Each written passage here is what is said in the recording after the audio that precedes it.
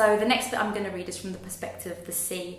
The book Lorali is written in 3 different characters, so it's from the sea's voice, from Rory's voice, and from Lorelai's voice, who is the mermaid. The sea, some people see it as a male, some people see it as a female. It changes for me. So in this piece, this is how Queen Capel becomes a mermaid, and Queen Capel is Lorelai's mum. Nobody who is safe ever needs saving. These mermaids often seem to have terrible taste in partners, and Capel's, he was rich, more than twice her age. It was their honeymoon and he was drunk on fizzy bright beer. He never seemed to fill up, this stocky bronzed foul-breathed sour human. His chubby stubby digits fingered the laminated beach bar menu and his Rolex sparkled in the sunshine. He ordered my guts, everything I had to offer, the fruits of my belly, slaughtered.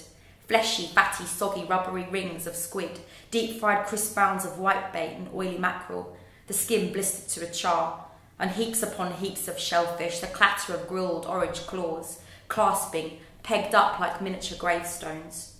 Arched over his plate, scoffing, to make sure nobody would beat into the platter beneath. Occasionally, between snorts, truffling out the tender oysters, he'd look up to check I was still there, lapping in and out, making waves. And yes, I was. I saw it all, as he chewed rapidly, spitting out the tiny white bones from the small fish, grease splashing onto his big belly and cleavage, the soft grey rug of chest hair coiling round his gold neck chain. She watched him over her small black coffee, hating every second.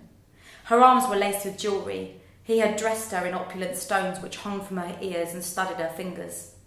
It was a hot day on the beach. He was infuriating her, repelling her. She was trying to quash the memories of his trailing hands, smothering over her obscure tan lines from the designer swimwear he had bought for her. Triangles.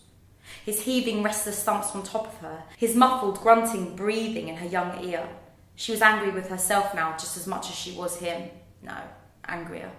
She stood, walked towards me, the sea, to swim. He called her name in between, stuffing his greedy, grease-smeared cheeks. She stepped into me, 1 foot, a little lighter, a little easier, the next foot, breathing, further and further, and he called to her, her name. The white sand was a red carpet for this soon-to-be queen to walk on, and I was like, calling from the hot sun, sanctuary. I was her friend. Up to her knees, her sun oil left her body, balanced on my surface. Its sheen poisoned my purity. I didn't mind. Come now, come now, come now.